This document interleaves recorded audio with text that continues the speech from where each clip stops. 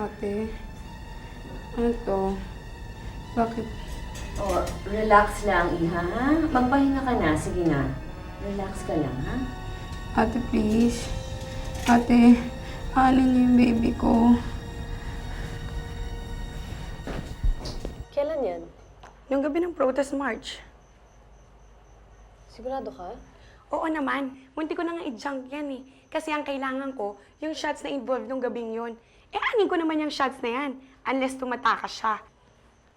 Then, I realize, bakit nga naman siya tatakas ng nakakotse? Nang wala kayo? Unless... Unless kami ang tinatakasan niya. Unless nagbubugas na kami. So, Amanda, what do you want to do with the tape? Bibigay mo ba sa akin yan?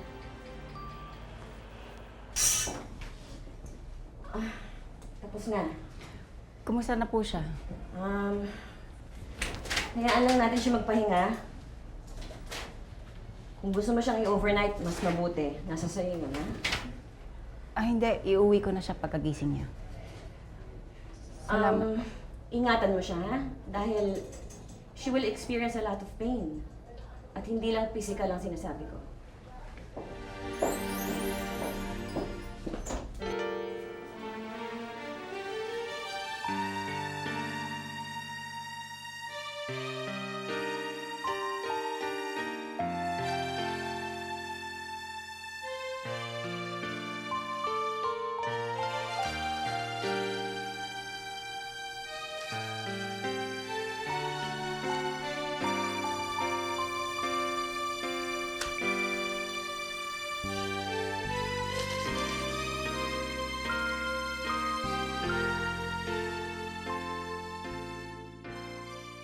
Pinakain ko na yung mga security ni Rosa Camila. Ang sabi ko, isa lang sila sa labas. Baka matagalan si Rosa Camila. Ano ba nangyari? Si Guada, nakipagkita sa restaurant para sabihin lang na hindi na sila magkaibigan. Naku, talagang mulat sa pool. Ayaw ko dyan sa gwadang yan. Ikaw talaga away ng mga bata, nakidamay ka pa.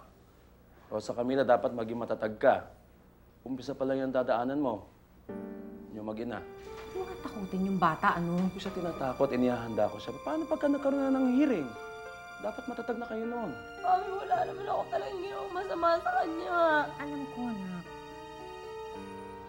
Mami, ayoko na. Pagod na ako. Ayoko na ng ganito.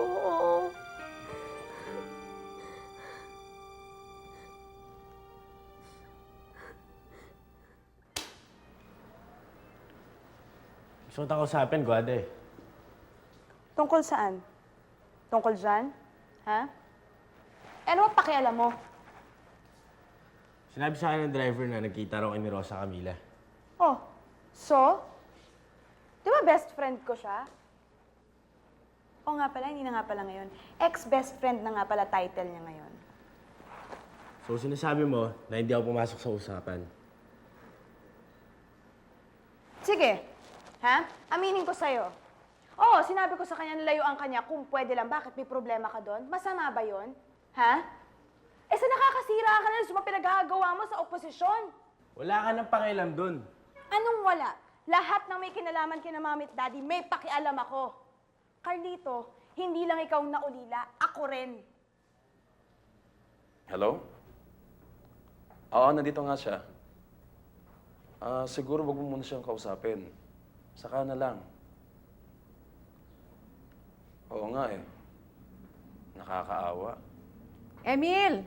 Kung si Leandro yan, sabihin mo huwag mag-alala, pauwi na si Rosa Camila. Hindi. Akin itong tawag. Tito Emil, matutulungan niyo ba ako? Gusto makita si Rosa Camila eh.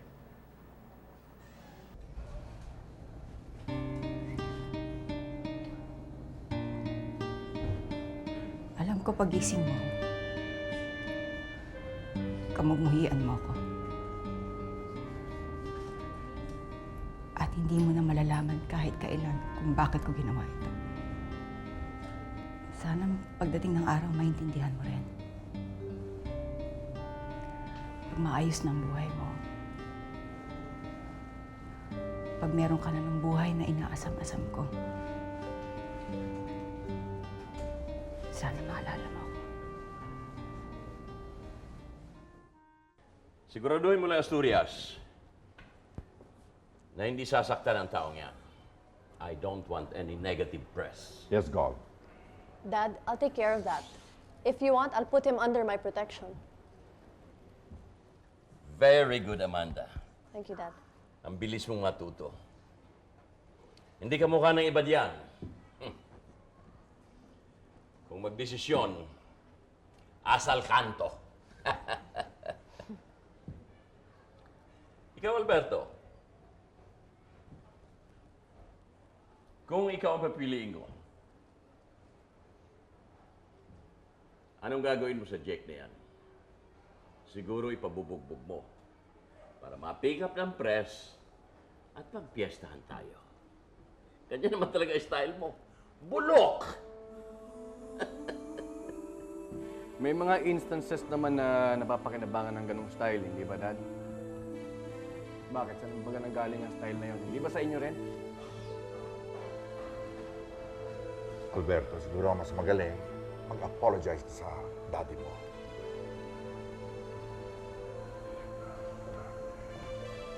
Talaga mga bata ngayon, Gov. Mapuso. Sit down, Asturias. Hindi na bata yan. Ang sabihin mo, walang utak para sa politika. See what I mean? Ganyan niya, pag nababara, tatalikuran ka. Wala na akong ginawang tama para sa inyo. Wala na kayong ginawa kundi pakinggan ng babaeng to na wala namang gusto kung hindi ang posisyon ninyo. Ano ba talaga ang kasalanan ko sa inyo? Ha? Sabihin niyo sa akin. Gusto mo talaga malaman? Yeah, go ahead. Do you really want to know? I want to know! Tell me! Okay. Hindi ako aalis dito hanggat hindi ko nalalaman kung ano talaga mga pagkukulang ko sa inyo. Ano ba talaga? All right, you asked for it. Yes, I did. I'm gonna tell you straight in your face. You are not good enough for me. You are not good enough to be my son.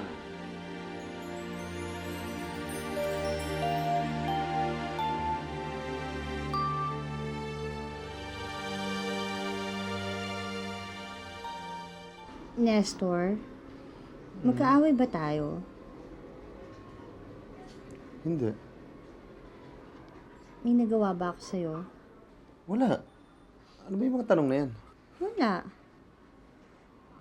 Hindi mo na ba ako mahal? Ano ba yan? Meron ka ba? Saan ba nanggaling yung mga tanong mo na yan? Ewan ko, hindi ko alam. Basta, may nararamdaman akong hindi kasi tama eh. Lucinda, sama ka na ba sa buhay mahirap? Ano yun? Paano naging ganun yung usapan? Wala lang. Natanong ko lang. Panag-away pa tayo, babalik ka sa inyo. Hindi. Wala na akong babalikan dun. Diba, sinabi ko sa'yo, simula nung pakasalan kita, ikaw na ang pamilya ko. Ano ba ang problema? Natatakot ka baka kasi iwan kita pag nahirapan na ako. Minsan, naisip ko yun. Pero minsan lang yan. Kasi, alam ko namang baliw na baliw ka sa akin eh. Di ba? Ang kapal mo, ang kapal mo. Baliw na baliw ka dyan. Oh, di ba? Alberto, please, huwag mong gagawin yan. Nakikiusap ko sa'yo. Huwag kang makipagmatigasan sa daddy mo. Ma, siya nag-umpisa. Siya naman lagi nag-uumpisa eh. But he's your dad. Dapat pinabayaan mo na lang siya magsalita. I'm afraid I was too harsh on him. Hindi ko dapat sinabi yun. Sumasagot-sagot pa kasi siya eh. Tama naman si Alberto. I was always hard on him dahil lalaki naman siya. Wala naman siyang kasalanan. If he was on all the things that I wanted him to be. Ma, bata pa ako. Matagal ko nang tinatanggap ang mga pambamaliit niya sa akin. Nung lumapit ako sa kanya at sinabi ko sa kanyang, Dad, nakakuha ako sa basketball team. Alam niyo bang sinagot niya? Pero mahina ka sa math. Nung lumapit ako sa kanya, sinabi ko sa kanyang, Dad, pinag-aagawan ho ako bilang prom date. Alam niyo sinabi niya sa akin. Pero alam ba nilang bobo ka? Ganyan din naman si Leandro sa sarili niya, anak. Siguro dahil sa mataas din naman ang expectation ko sa sarili ko. And I was hoping na magkaroon ako ng lalaki, ng isang anak na lalaki that would one day take over. Magaling siya, May. Kaya niyang laban-labanan ang sarili niya. Magaling siya eh. Ako hindi. Pero pinipilit ko maging magaling para sa kanya. Pinipilit ko para purihin niya ako. Pero lagi na lang niyang dinidiin kung anong mga pagkakamali ko. But I realize, walang kasalanan si Alberto. Ako ang may kasalanan. Ako ang ama. Dapat, hinanapan ko siya ng isang bagay na ikatutuwa ko sa kanya. Dad, may mga pagkakamali din si Alberto. May pagkakamali ka rin naman, Alberto. May pagkakamali ka rin. Okay, so if you're going to leave, at least, for the last time, puntahan mo siya. Puntahan mo siya for me. For me. Please, anak. Yeah, I know. But, kailangan kausapin mo si Alberto. After all, anong klaseng gobernador naman ako kung sarili kong pamilya ay hindi ko maayos. Hindi ba, Amanda? Sabihin mo kay Alberto na gusto ko siya. No, better yet, ako ang pupunta sa kanya. Pero, Dad, teka lang. May kailangan ako ipakita sa'yo. Bago mo gawin yan. Ngayon na, Amanda? Oo, ngayon na, Dad. Saka kayo mag-decide kung anong gagawin ninyo. Sit down.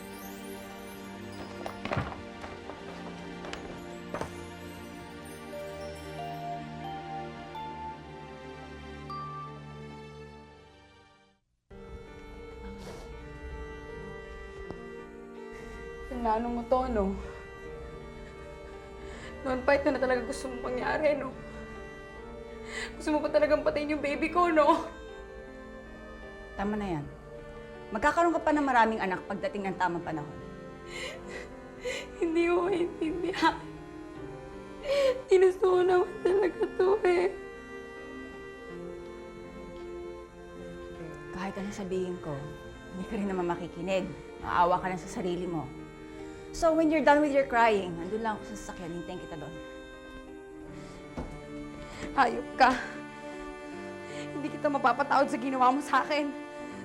Buong buhay mo, magbabayaran mo ginawa mo pagpatay sa anak ko.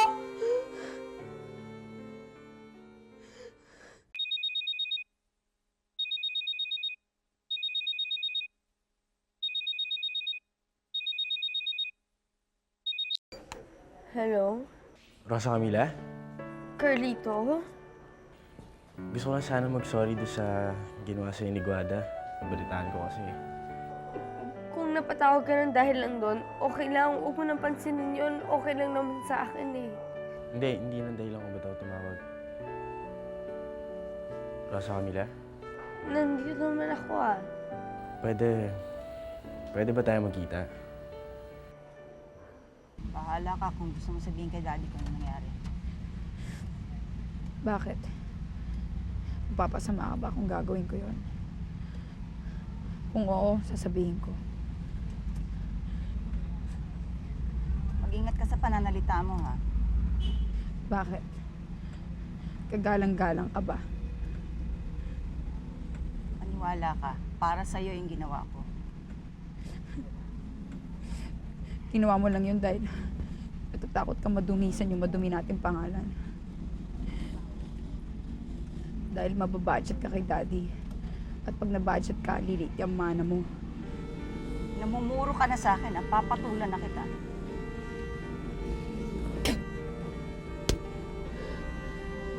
Wala ngayon. Wala kang makukuha kahit anong respeto galing sa akin. At kung mananatili ako sa bahay natin, gagawin ko yung para pahirapin ang buhay mo.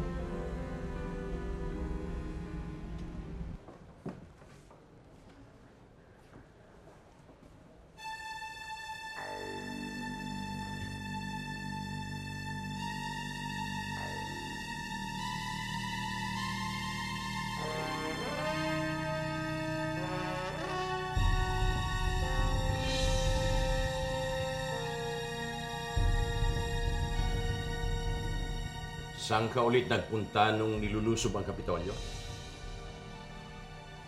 Sinabi ko naman sa inyo, Dad eh. Taka ko eh, papunta na ako dito. Sa Kapitolyo. Leandro! Sinungaling! Saan ang galing yung tape niya? Ha? Baka ikaw naman may kagagawa na to, ano?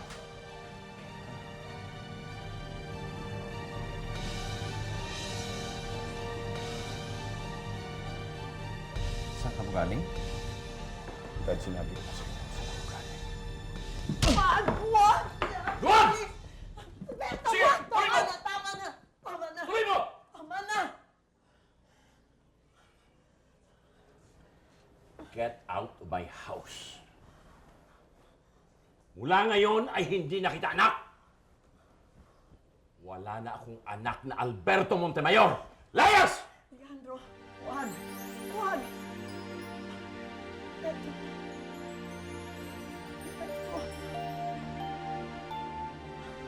Pagsisisihan mo to. I will be better than you. Leandro Montemayor.